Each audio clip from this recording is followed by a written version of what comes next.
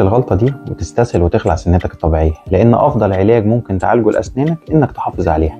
وكل الاتجاهات العالمية دلوقتي بتقول إن إحنا نحافظ على سنتنا الطبيعية لآخر نفس فيها. بس في حالات أنا بضطر أخلع فيها الأسنان دي، زي لو عندي كسر كبير قوي في السنة ومش فاضل من السنة غير الجدر بتاعها، وللأسف الجدر ده مش هقدر إن أنا أبنيه وأركب عليه حاجة. لو عندي كسر في الجدر نفسه بتاع الأسنان للأسف ده ما بيتعالجش.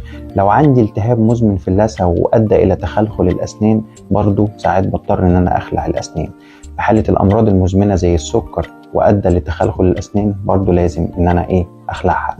لو في عندي مشكلة زي انفكشن أو التهاب مزمن موجود تحت جدر الأسنان وصعب إن أنا أعالجه بعلاج الجذور وحشو العصب، برضو ساعات بضطر إن أنا أخلع الأسنان.